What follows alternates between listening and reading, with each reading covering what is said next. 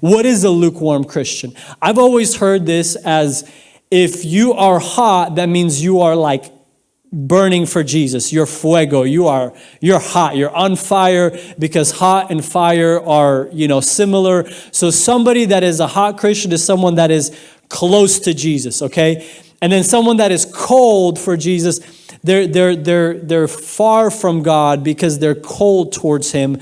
So to be hot means you're close to God. To be cold means you're far, like you're in the world. It's kind of like that game that you play as a kid where you're like, warmer, colder. You guys know that game, right? Okay. Hot or cold? Hot, ground is lava. Whatever that game is called, where the closer you are, you say warmer, warmer, warmer, warmer. And so this is something that I heard this preached as.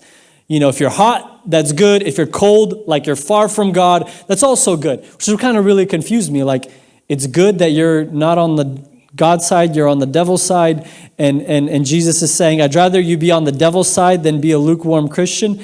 And that kind of always confused me, but that's all that I heard growing up, so I kind of accepted it. But I want to show you a different understanding of what Jesus is trying to say, because with recent archaeology, we've discovered something new about this church and where it was located. If you could put up that map real quick, the one that I sent today. And this is the map of where Laodicea is located.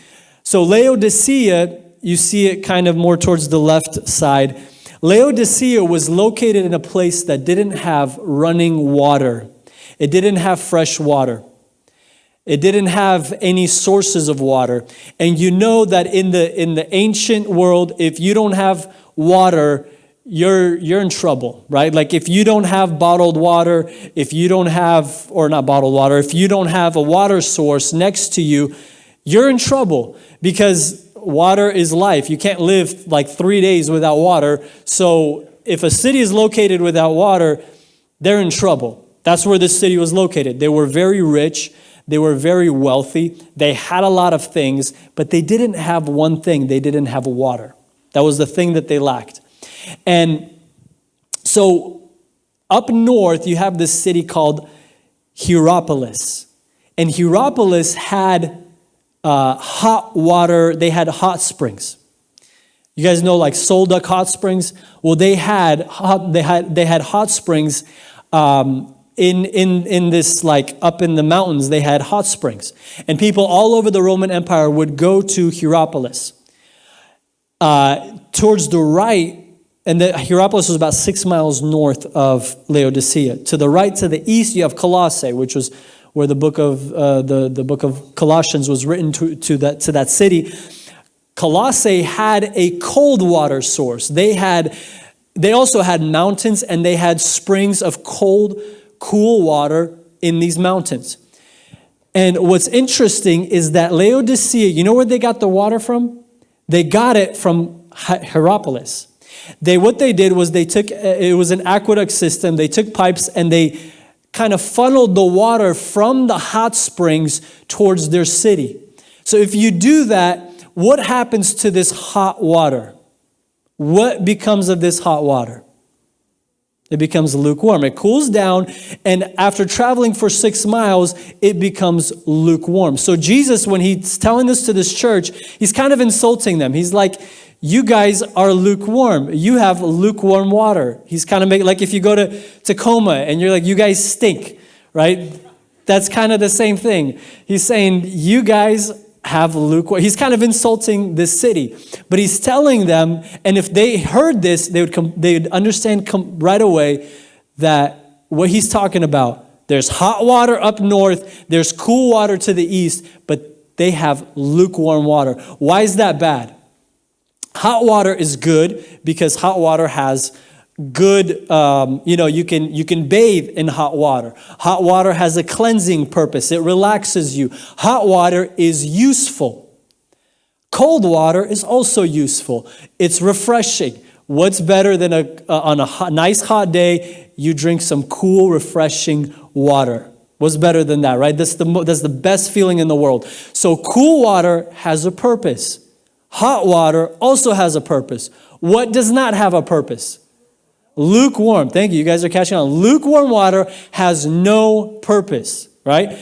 Cold water is good. So Jesus is saying, he's not saying cold is bad and hot is good. He's saying cold is good.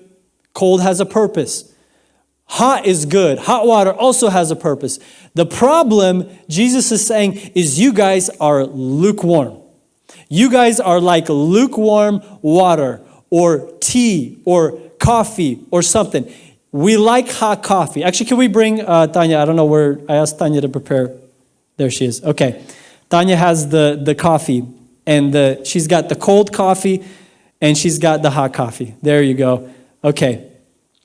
Here we go. So let's put the cold over here. You guys are the cold side. You guys are the hot side. Okay, this is hot coffee. Oh, this is hot. This is hot. This is good coffee. Thank you, Tanya. This is cold coffee. Now, who likes hot coffee? Who likes hot coffee? Okay. Who likes cold? A cold brewed, nice ice milk. Okay, more people like cold coffee. Okay. So there is a market for cold coffee, right? You can buy an iced coffee. You can buy a hot coffee. What you cannot buy is a lukewarm coffee. How do you get lukewarm coffee? You let one of them sit for like a couple hours and you'll have a lukewarm coffee, right? It's kind of like that coffee that you find under one of the church chairs, right? Who knows what I'm talking about? You'll like be cleaning or whatever, you're walking through and you see a cup of coffee and it's always lukewarm, it's just room temperature. Who is going to drink that?